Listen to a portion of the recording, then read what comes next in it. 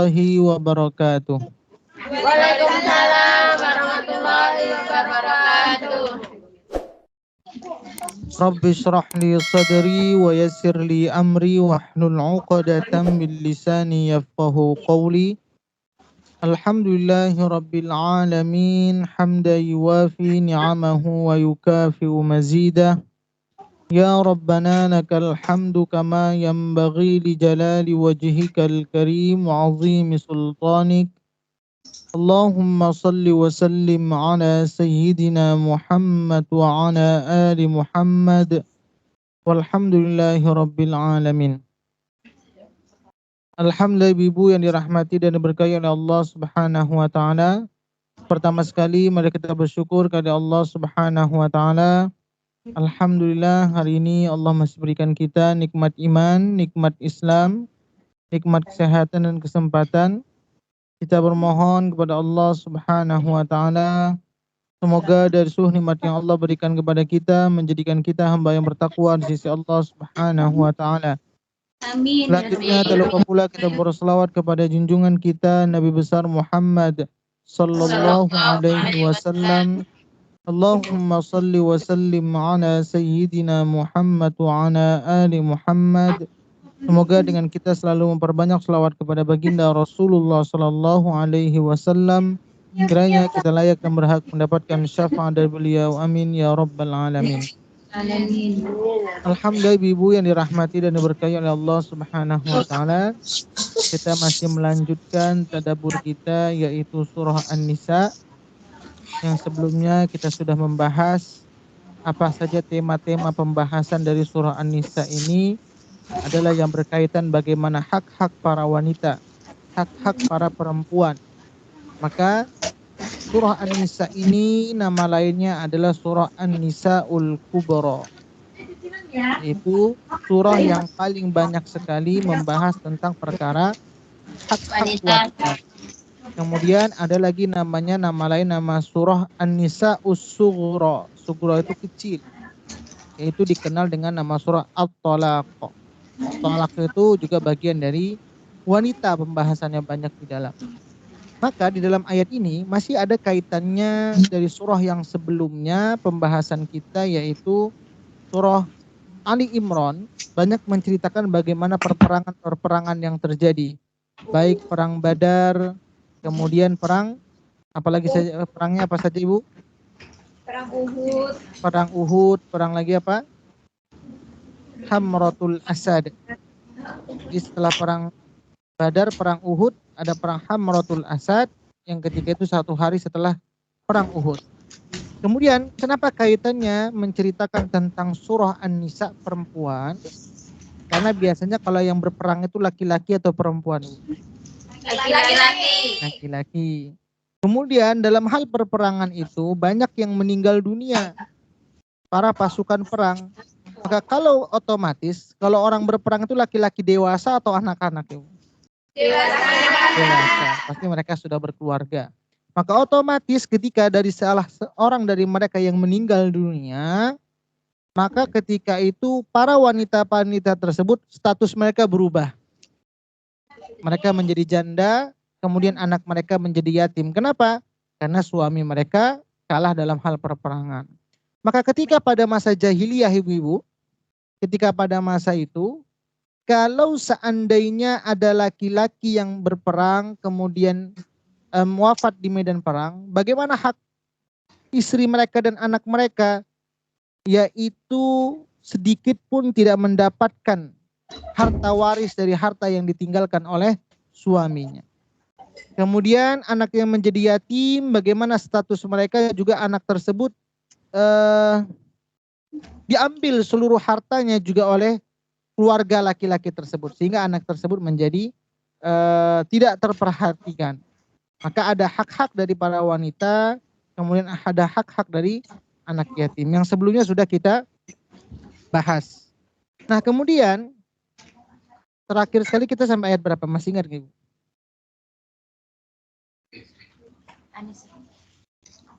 Ada catatannya? Kalau nggak salah ayat ke-6 ya Bu. Atau ke-7.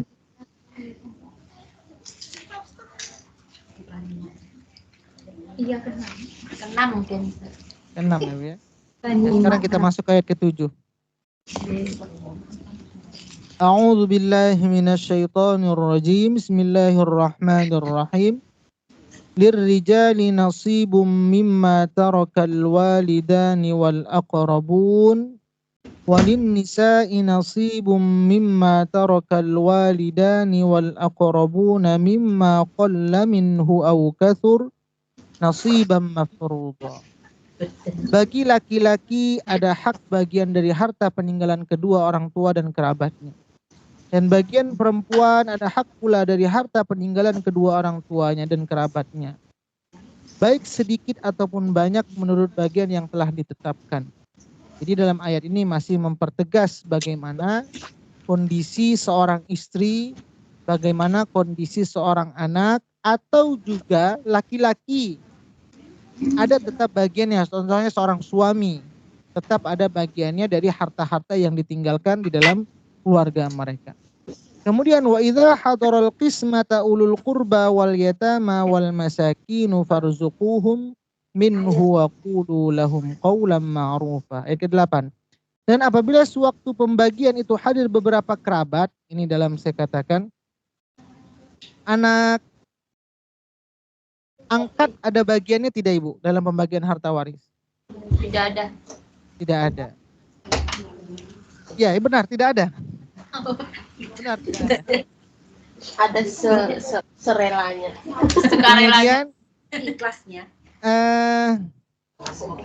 boleh tidak orang tua berwasiat kepada ahli waris atau anak-anaknya dalam harta warisan? Boleh. Boleh. Boleh tidak ahli waris menerima wasiat tentang harta warisan? Ini harta warisan ya Bu ya. Kaitan kita harta warisan, bukan wasiat tolong bayarkan hutang kalau sama itu lain cerita. Tolong bangunkan masjid kalau saya sudah meninggal, itu lain cerita. Ini dalam hal pembagian harta warisan, apakah ahli waris itu berhak menerima peninggalan wasiat dari harta warisan? Tidak. Berhak. Ahli waris berhak enggak menerima wasiat? Wasiat boleh. Wasiat. Berhak, Ustaz, berhak. Berhak ya. Coba kita lihat sama-sama sebentar Ibu ya. Nggak apa-apa kita belajar sama-sama. Bentar, ya, lihat dulu. Saya tampilkan hadis.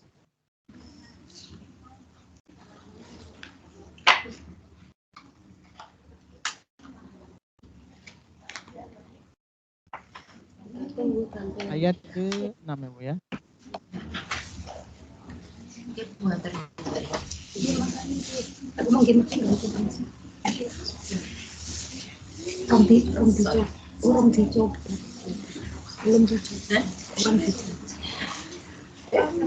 Sudah ada laptop ya?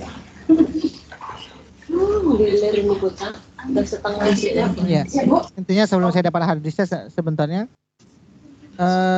Yang pertama, ahli waris itu tidak berhak menerima wasiat. Itu dulu jawabannya. Ahli waris tidak berhak menerima wasiat. Contoh, kalau ada anak perempuan, kemudian tidak ada anak laki-laki, kira-kira contoh harta warisan itu pergi ke pihak keluarga laki-laki tidak? Dalam hal pembagiannya. Tidak. Waris laki-laki. Ada tidak bagian dari pihak keluarga laki-laki dapat bagian? Dapat. Ada dapat ya Bu? Ada dapat bagian. Nah hadisnya ini saya cari-cari kayaknya belum nemu. Intinya hadisnya saya bacakan saja. La wasiyata liwarithin. Tidak ada wasiat bagi ahli waris. La wasiyata liwarithin. Jadi tidak ada wasiat bagi ahli waris. Apa pentingnya wasiat itu Bu dibuat bagi yang meninggal dunia?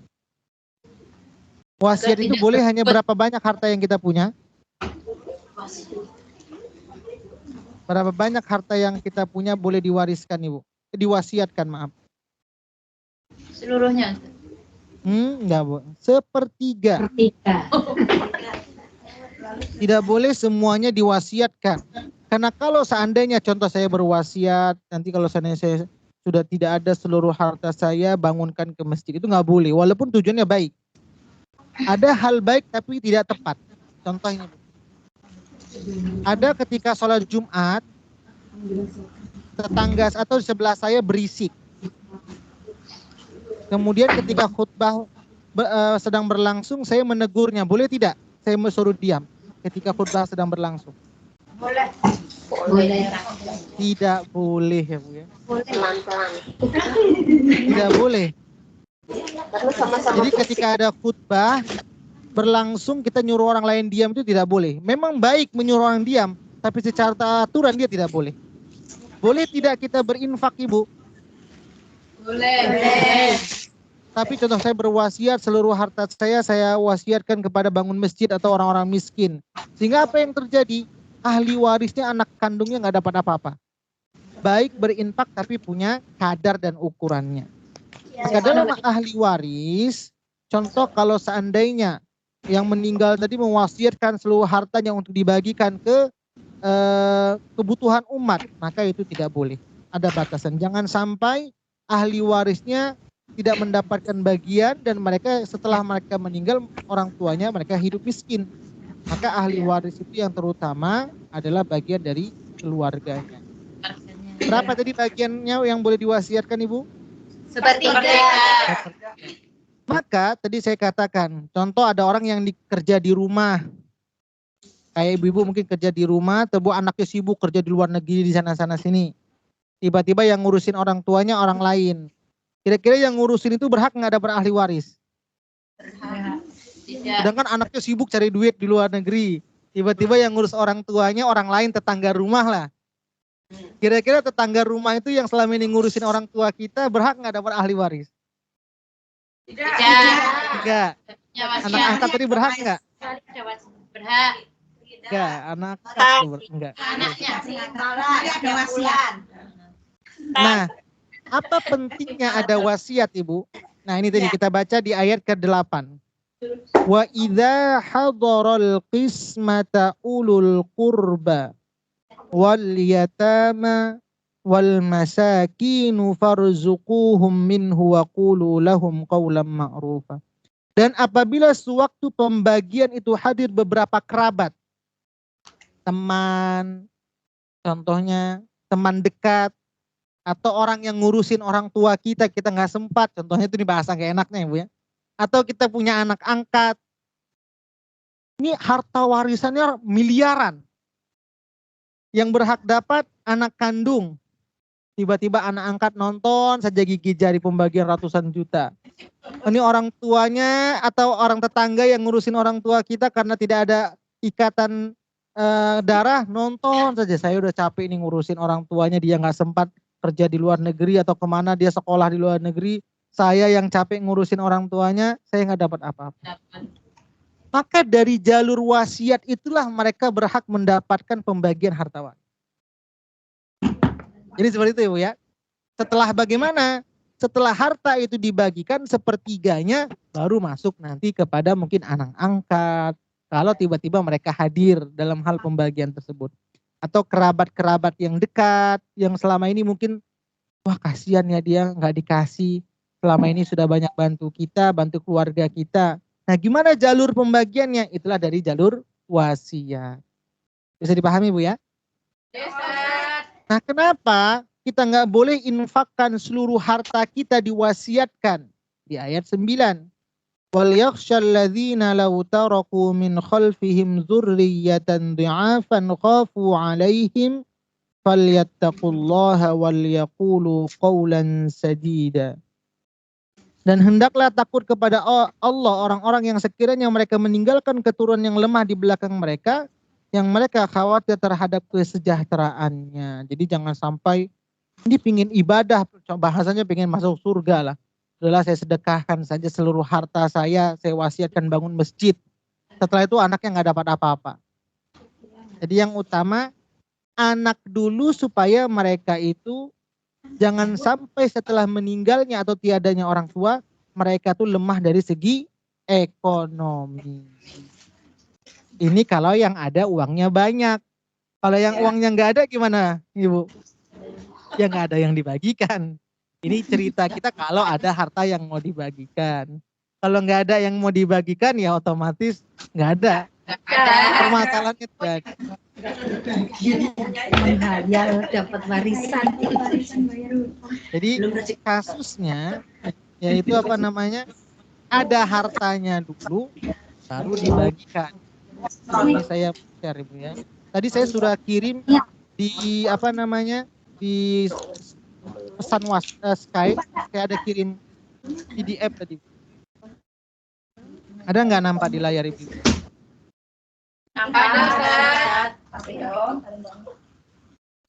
Nah, maka tadi di ayat ke-10-nya innal ladzina ya'kuluna amwalal yatama zulman innama ya'kuluna fi butunihim nara wa sayaslawna sa'ira.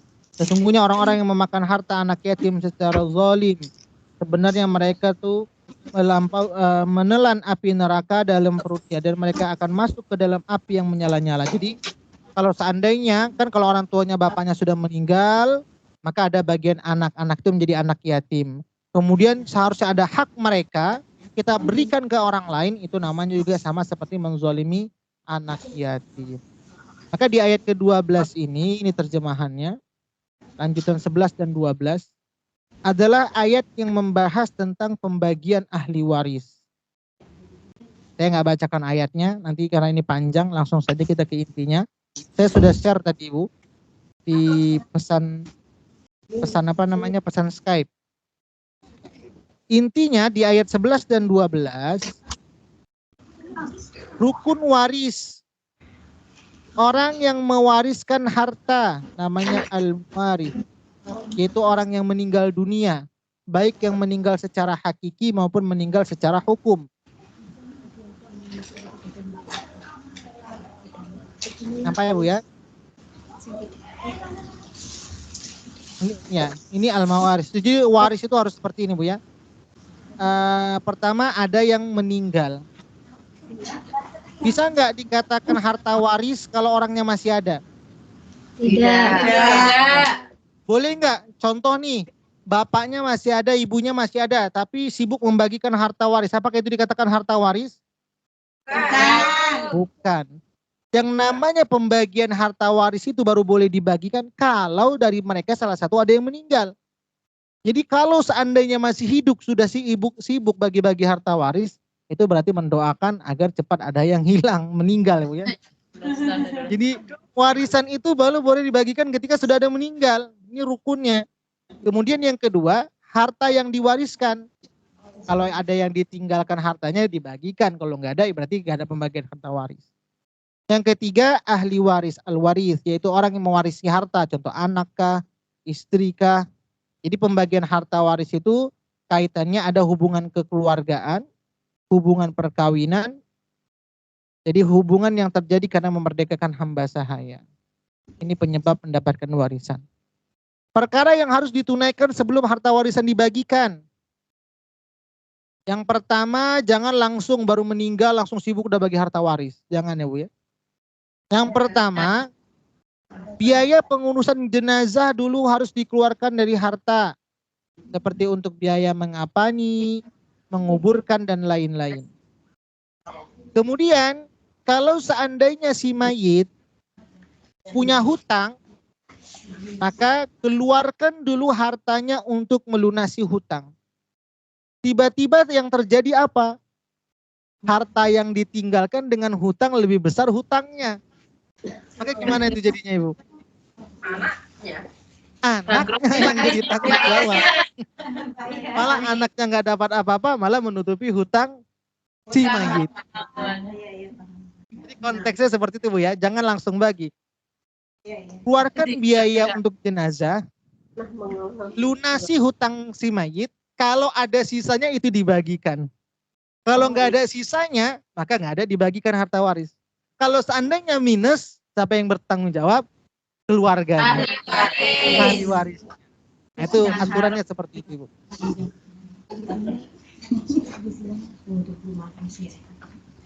Kemudian yang ketiga, melaksanakan wasiat si mayit. Wasiat adalah pesan ini si mayit untuk memberikan sesuatu kepada orang yang tertentu dari harta pusaka yang ditinggalkan. Ajaran Islam telah menurunkan bahwa wasiat tidak boleh melebihi dari sepertiga bagian dari harta yang ditinggalkan. Sepertiga. Yang harus digarisbawahi. Jangan semua harta dijadikan wasiat. Sepertiga. Karena tadi jangan sampai meninggalkan keturunan yang lemah. Ahli waris laki-laki ada 10. Ini kesimpulan dari ayat 11 dan 12 ya Bu ya. Kita nggak bacakan terjemahannya. Karena kalau dibacakan terjemahannya, coba Ibu baca terjemahannya dulu. Kira-kira mudah nggak memahaminya? Boleh Ibu Erna coba baca 11 dan 12 terjemahannya. Ayat 11 dan 12. Allah mensyariatkan atau mewajibkan kepadamu tentang pembagian warisan untuk anak-anakmu, yaitu bagian seorang anak laki-laki sama dengan bagian 2 orang anak perempuan. Dan jika anak itu semuanya perempuan yang jumlahnya lebih dari 2, maka bagian mereka 2/3 dari harta yang ditinggalkan. Jika dia anak perempuan itu seorang saja, maka dia memperoleh setengahnya harta yang ditinggalkan. Dan untuk kedua ibu bapak, bagian masing-masing 1/6 dari harta yang ditinggalkan. Jika dia yang meninggal mempunyai anak, jika dia yang meninggal tidak mempunyai anak, dan dia diwarisi oleh kedua ibu bapaknya saja, maka ibunya mendapat 1/3. Jika dia yang meninggal mempunyai beberapa saudara, maka ibunya mendapat 1/6. Pembagian-pembagian tersebut di atas setelah dipenuhi wasiat yang dibuatnya dan setelah dibayar hutangnya. Tentang orang tuamu dan anak-anakmu, kamu tidak mengetahui siapa di antara mereka yang lebih banyak manfaatnya bagimu. Ini adalah ketetapan Allah. Sungguh Allah Maha Mengetahui, Maha Bijaksana. Ayat 12. Dan bagianmu, suami-suami, adalah 1/2 dari harta yang ditinggalkan oleh istri-istrimu, jika mereka tidak mempunyai anak. Jika mereka istri-istrimu itu mempunyai anak, maka kamu mendapat 1/4 dari harta yang ditinggalkannya setelah dipenuhi wasiat yang telah mereka buat dan setelah dibayar hutangnya. Para istri memperoleh 1/4 harta yang kamu tinggalkan jika kamu tidak mempunyai anak. Jika kamu mempunyai anak, maka para istri memperoleh 1/8 dari harta yang kamu tinggalkan setelah dipenuhi wasiat yang kamu buat dan setelah dibayar hutang-hutangmu. Jika seseorang meninggal, baik laki-laki maupun perempuan yang tidak meninggalkan ayah dan tidak meninggalkan anak, tetapi mempunyai seorang saudara laki-laki seibu atau seorang saudara perempuan seibu, maka bagi masing-masing dari kedua jenis saudara itu 1/6 harta. Tetapi jika saudara-saudara seibu itu lebih dari seorang, maka mereka bersama-sama dalam bagian yang 1/3 itu, setelah dipenuhi wasiat yang dibuatnya dan setelah dibayar hutangnya dengan tidak menyusahkan kepada ahli waris. Demikianlah ketentuan Allah. Allah Maha Mengetahui, Maha Penyantun. Kira-kira gimana cara baginya? Pusing nggak Ibu kalau bacanya? Mana yang dapat 1/2, mana yang dapat 1/6? Karena di baliknya gabung-gabung lagi. Ya, pusing ya Bu ya kalau dibaca gitu Bu ya? Iya. Cara memahaminya. Nah, sekarang dalam yang saya tampilkan ini sudah saya kelompokkan. Kalau ini kan belum dikelompokkan. Nanti saya sudah kelompokkan. Yang 1/2 itu dapat siapa saja. Yang 1/6 itu siapa saja. Nanti sudah saya buat.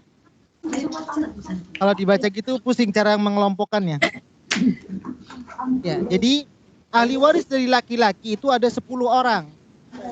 Ahli waris laki-laki, cucu laki-laki dari anak laki-laki sampai ke bawah cicit dan seterusnya. Ayah, kakek sampai ke atas, moyang, buyut dan seterusnya. Kemudian saudara laki-laki, anak laki-laki dari saudara laki-laki dan keturunannya. Paman, anak laki-laki paman dan keturunan ke bawah. Suami laki-laki yang memerdekakan budak. Kemudian ahli waris dari perempuan ada 7 yang menerima. Anak perempuan, cucu perempuan dari anak laki-laki, ibu, nenek, saudara perempuan, istri perempuan yang memerdekakan budak. Ini yang mendapatkan ahli waris dari pihak perempuan. Kemudian ahli waris yang tidak gugur oleh keadaan apapun pasti menerima warisan. Ada 5. Suami, istri, ibu, ayah, anak kandung. Ini yang akan pasti menerima. Ahli waris yang tidak dapat memperoleh warisan ada 7. Budak, kemudian budak mudabbar, yaitu budak yang diberi janji kemerdekaan oleh tuannya setelah tuannya meninggal. Jadi nanti saya merdekakan, kamu merdeka kalau saya sudah meninggal. Nah itu, jadi ada bersyarat ya, itu nggak boleh. Tapi sekarang sudah tidak ada perbudakan lagi, Bu ya. Kemudian budak umul walad, itu sahaya perempuan yang digauli oleh tuannya lalu hamil dan melahirkan anak dari hubungan dengan tuan tersebut.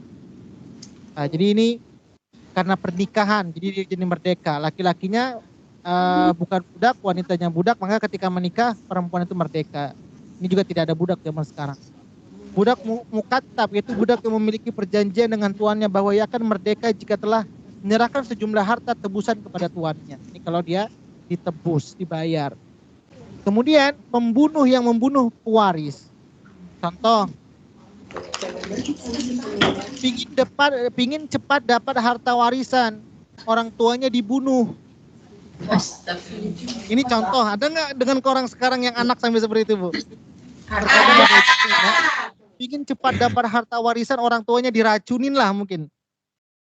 Maka anak tersebut kira-kira dapat warisan nggak? Tidak. Jadi kalau seandainya tujuannya ingin cepat dapat harta warisan, orang tuanya mungkin dibunuh kah, dikasih racun kah, maka orang yang seperti itu nggak dapat warisan. Kemudian murtad. Murtad, jadi sama-sama Islam, tiba-tiba berapa hari sebelum meninggal, anaknya keluar dari agama Islam, maka anak tersebut nggak dapat warisan. Kemudian yang tidak dapat warisan berbeda agama. Jadi berbeda agama itu nggak dapat warisan ya Bu ya. Kan ada nggak sekarang orang dalam satu keluarga beda-beda agamanya? Ada ya. Anaknya agamanya ini, ibunya agamanya ini. Maka dalam hal seperti itu, berbeda agama itu menghalangi pembagian waris. Dia dapat warisan. Maka dari ayat yang dibacakan Bu Erna tadi, bagian warisan yang disebutkan dalam kitab Al-Quran ada 6. Yang pertama yang mendapat setengah, mendapat 1/4, mendapat 1/8, mendapat 2/3, mendapat 1/3, mendapat 1/6. Kemudian siapa saja yang mendapat setengah ini sudah saya kelompokkan. Seorang anak perempuan, tidak lebih, ini seorang. Dengan syarat siapa? Si mayit tidak meninggalkan anak laki-laki. Ini pembagiannya semuanya. Mungkin saya tidak bisa bacakan, sudah saya share tadi Bu ya. Ya nanti boleh kalau mau di print ini Bu. Ya ini kesimpulan pembagian dari ayat 11 dan 12. Yang mendapatkan setengah itu ada 1, 2, 3, 4, 5 orang. 5 yang mendapatkan setengah, pembagian setengah dengan syarat. Kemudian yang mendapatkan 1/4 itu ada 2 orang dengan syarat sebelahnya.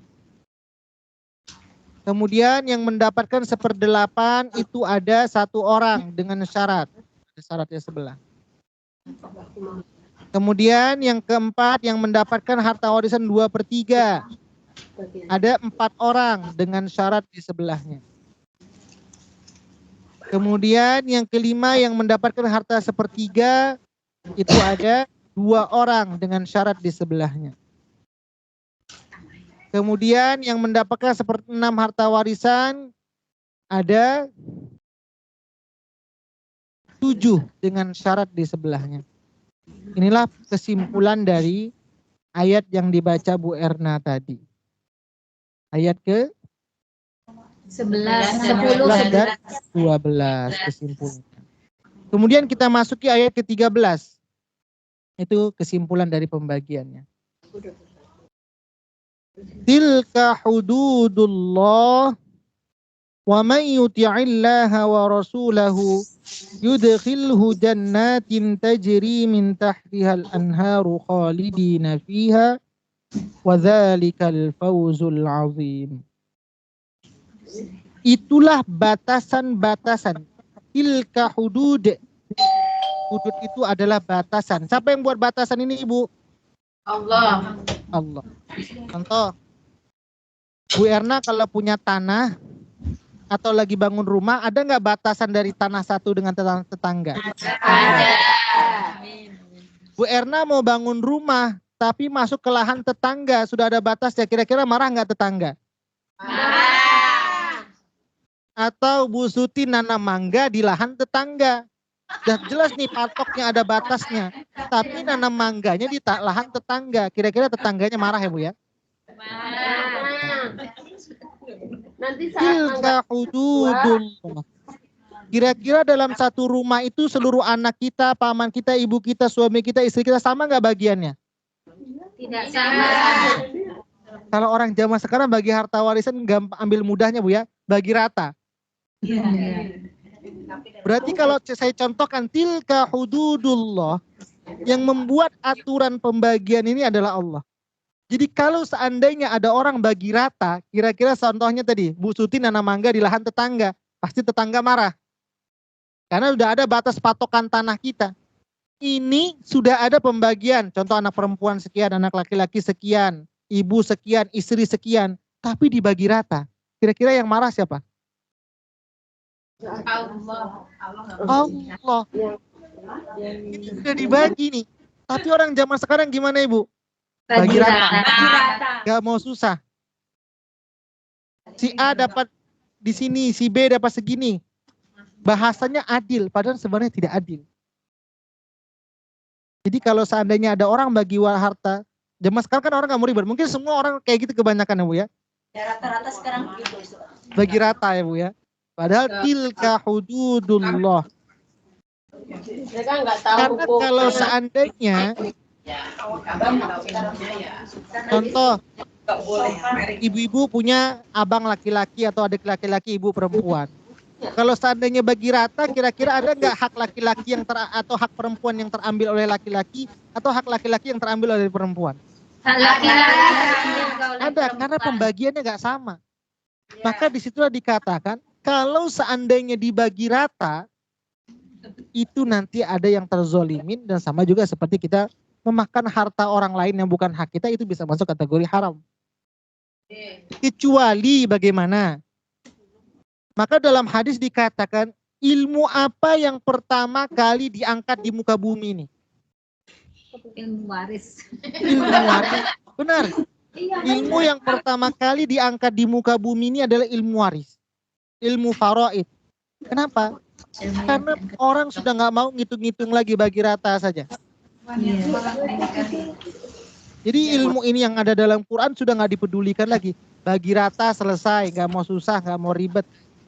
Kamu ambil sawah, kamu ambil kebun sawit, kamu ambil kebun atau kebun rambutan, nah bagi rata semuanya. Kamu ambil rumah, nah, jadi nggak boleh seperti itu Bu ya. Dijumlahkan dulu hartanya, baru lihat anak laki-laki dapat berapa bagian, anak perempuan dapat bagian berapa, istri dapat bagian berapa, atau suami dapat bagian berapa, ayah dapat bagian berapa, ibu bagian berapa. Kalau seandainya nih, saya kan udah kaya raya, duit saya miliaran. Harta warisan bapak saya kan gak banyak. Contoh nih sederhana ya Bu ya. Kayaknya adik-adik saya lebih memerlukan dibandingkan saya, atau abang-abang saya lebih memerlukan dibanding saya.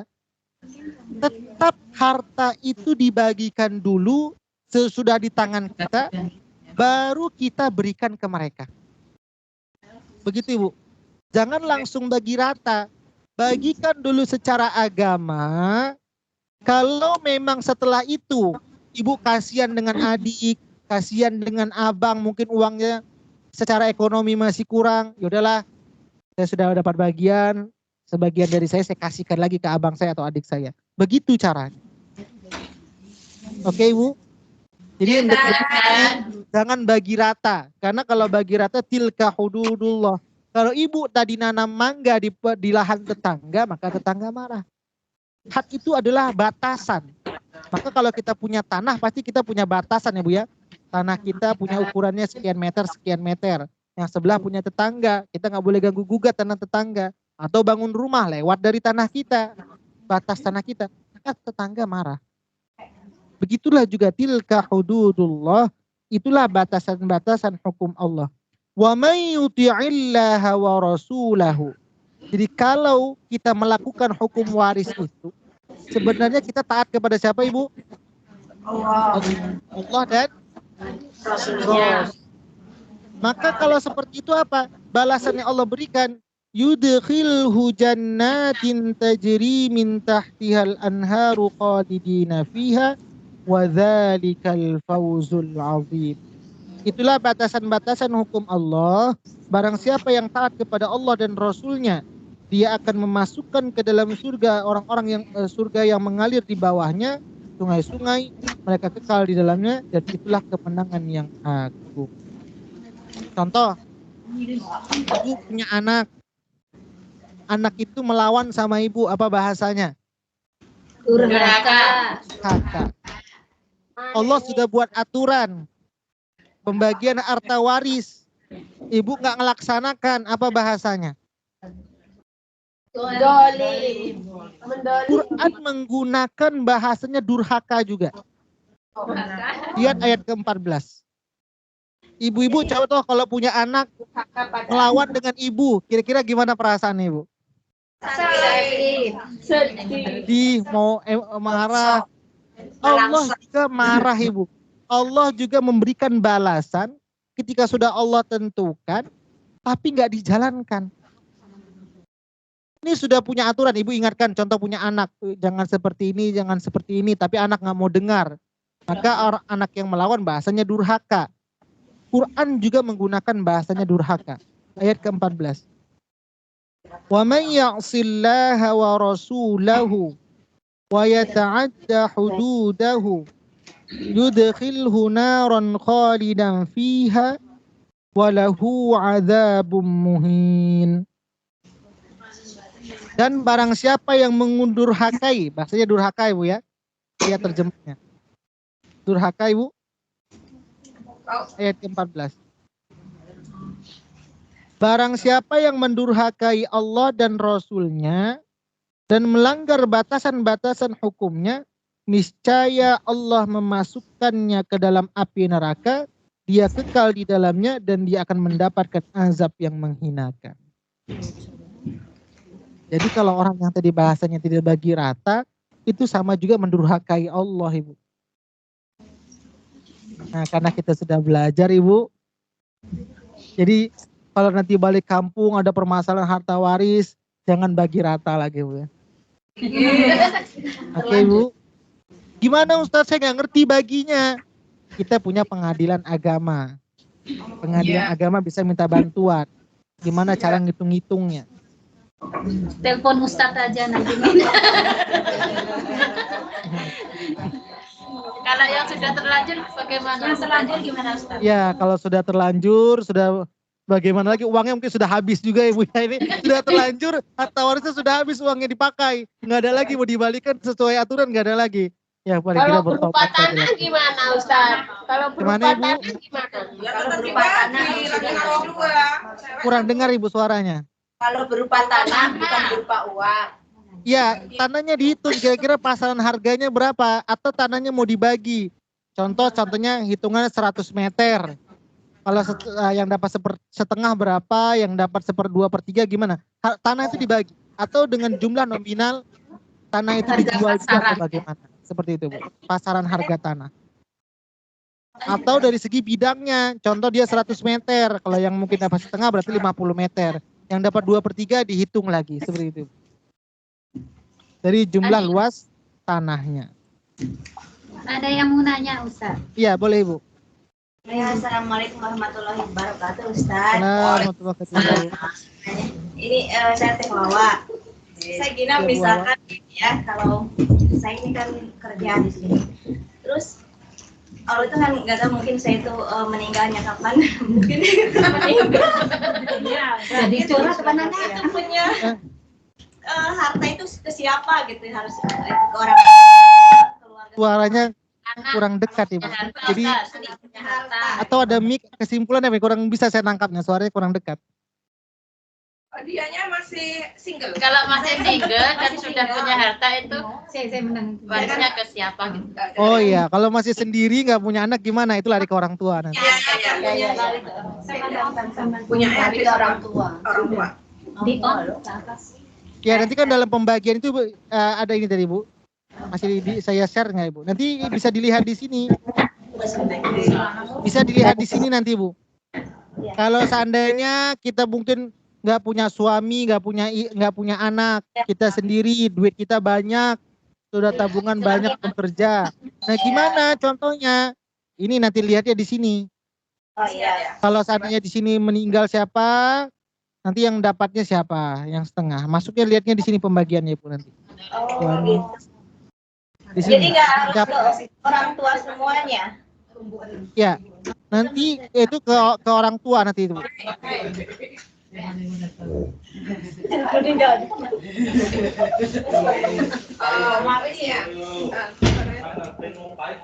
Oh, berarti harus dibaca balik. Ya.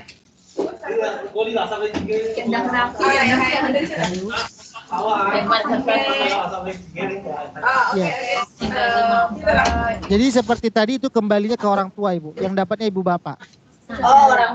Jadi nggak seperti Dengan adik-adik. nanti adik-adik juga ada pembagiannya, karena bagian dari keluarga. Oh iya, terima kasih Ustaz. Iya, Ibu. Jelas. Kemana teteh larinya? Saya teteh. Oh iya. Dan lanjut Ustaz. Ada lagi yang mau tanya? Nggak ada Ustaz. Masih ada waktunya Ibu? Sini sudah maghrib. Sini Ustaz. udah maghrib Ustaz. Ya. Kalau gitu ayat ke-15 saya kasih pengantarnya saja dulu. Ayat ke-15 ini ceritanya tentang Nanti bahas. perbuatan zina atau perbuatan keji. Kira-kira secara logika ayat ke-14 cerita tentang waris. Ayat ke-15 cerita tentang perzinahan atau perbuatan keji. Apa kira-kira korelasinya atau nyambungnya ayat ini? Di ayat Quran itu selalu ada ketersambungan atau munasabah dalam bahasa Arabnya. Korelasi. Apa kira-kira korelasinya? Kok tiba-tiba ada zina? Waris terus ceritanya tentang zina. Mungkin anak hasil zina Ustaz nggak dapat gitu. Ya. Contoh seperti ini Bu. Secara logika ini pernah terjadi juga. Itu termasuk juga yang jawaban Ibu tadi. Ada masuk. Ada contoh seorang laki-laki yang punya istri sah satu. Kemudian laki-laki ini punya istri lagi, bahasanya mungkin istri simpanan lah Bu ya. Ya. Bahasanya istri simpanan. Berarti istri simpanan istri sah atau tidak sah? Tidak. Tidak sah. Tiba-tiba meninggallah laki-laki tadi, kaya raya. Kira-kira istri simpanan yang tidak halal tadi dapat harta waris enggak? Tidak. Tapi zaman sekarang ada nggak istri simpanan menuntut juga? Banyak. Nah, banyak. Maka dalam hal agama, contoh nih, yang berhak mendapatkan harta warisan itu adalah istri yang sah. Jadi kalau seandainya ada gugatan, contoh seorang yang kaya raya, ada istri sahnya satu dan anaknya yang sah. Tiba-tiba dia di belakang diam-diam, banyak istri simpanan. Itu istri pertamanya tadi nggak tahu kalau suaminya banyak istri simpanan. Ketahuannya setelah meninggal. Ketahuannya setelah meninggal tiba-tiba datang wanita ngetok pintu ke istri rumah pertama. Oh itu suami saya. Tapi tidak secara sah nikahnya. Maka berhak nggak istri tadi dan keturunannya dapat harta warisan? Tidak. Itulah penjelasan nanti di ayat 15 gambarannya. Tapi itu paling tidak korelasinya. Jadi kenapa setelah cerita waris, cerita tentang zina? Karena bagi orang pelaku zina, kan mereka melakukan zina ya Bu ya? Secara tidak sah. Istrinya tidak sah. Mungkin mereka pergi ke sana ada istrinya, pergi sana ada istrinya, pergi ke sana ada istrinya. Nikahnya tidak jelas. Maka yang seperti itu walaupun ada anaknya, maka anak dan istri tersebut karena melewati jalur perzinahan atau perbuatan keji, mereka tidak mendapatkan sedikit pun harta warisan. Secara agama Ustaz. Kemana Ibu? Boleh. Kalau nikah secara agama Kalau nikah secara seagama, ya dapat bagian. Contoh nih punya istri 4, kemudian sah 4-4-nya secara agama, maka semuanya dapat. boleh kan? Ada bagiannya masing-masing. Udah ada yang naik. Bagiannya Ini kasusnya adalah yang melakukan perbuatan zina dengan istri yang tidak sah atau anaknya seperti tadi, anak dari di luar hasil pernikahan. Maka mereka tidak berhak mendapatkan warisan.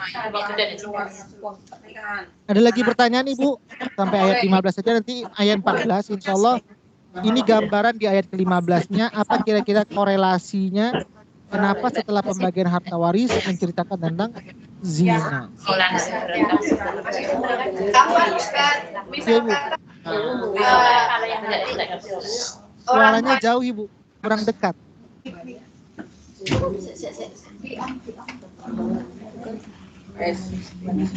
lampunya nyala. Tanya itu yang Assalamualaikum Ustaz. Karena untuk kata Ibu. Apa Ustaz mau nanya? Misal kata ada keluarga Kristen, terus anaknya mu'alaf, terus anaknya meninggal, dia punya harta, terus ibunya masih Kristen, apakah ibunya itu tidak berhak menerima waris Ustaz? Tidak berhak menerima waris. Berbeda agama sudah menghalangi. Tadi di ini Bu ya. Orang yang berbeda agama itu tidak mendapatkan warisan. Oh, baik Ustaz. Syukron Ustaz. Ya Bu. Kalau Ini tadi ya misalnya Bu ya. Ini tadi. Salah satu kenapa terhalang waris itu salah satunya perbedaan agama. Mana dia tadi? Kalau anaknya ya betul lah. Anak Jadi perbedaan agama itu sudah tidak dapat waris. Atau dari sini, ini bisa kita lihat juga. misalnya terbalik Ustaz, yang ibunya mu'alaf, anaknya itu, terus anak satu-satunya juga nggak dapat ya Ustaz? Nggak dapat. Nawar aja lah. Jadi penghalang itu adalah berbeda agama. Kadang bisa menemui kasus seperti ini. banyak sekarang. Bentar ya Bu ya. Ini dari tafsirnya.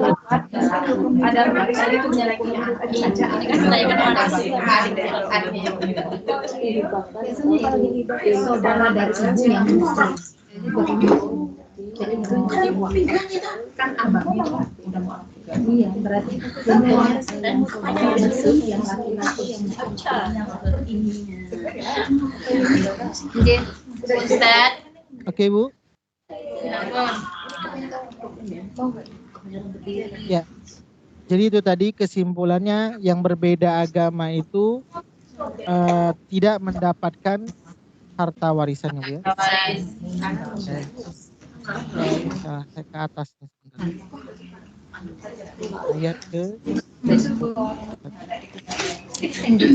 ke-12 maaf.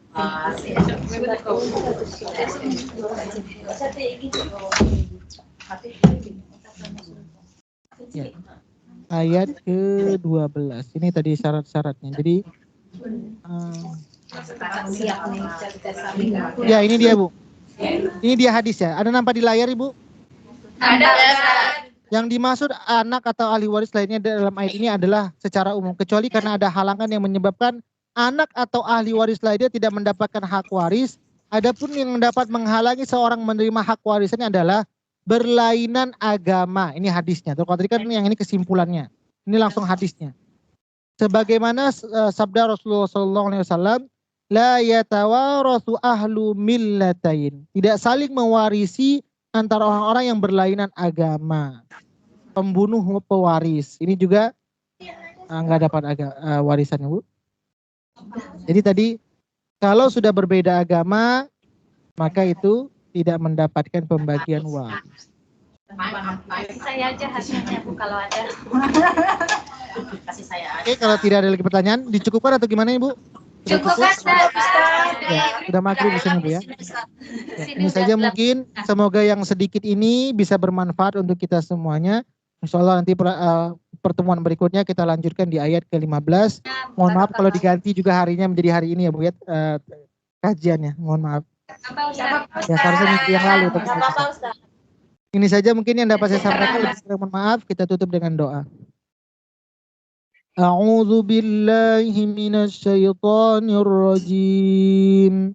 Bismillahirrahmanirrahim. Alhamdulillahi rabbil alamin. Hamdan yuwafi ni'amahu wa yukafi'u mazidah. Ya Rabbana lakal hamdu kama yanbaghi li jalali wajhikal karim wa 'azimi sultanik. Amin. Allahumma salli wa sallim ala sayyidina Muhammad.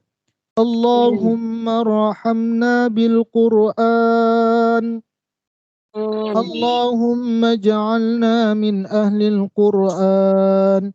Allahumma nawwir qulubana bil Qur'an wa zayyin akhlaqana bil Qur'an وادخلنا الجنة بالقرآن ونجنا من النار بالقرآن ربنا آتنا في الدنيا حسنة وفي الآخرة حسنة وقنا عذاب النار وصلى الله على سيدنا محمد وعلى آله وصحبه وسلم سبحان ربك رب العزة عما يصفون وسلام على المرسلين والحمد لله رب العالمين.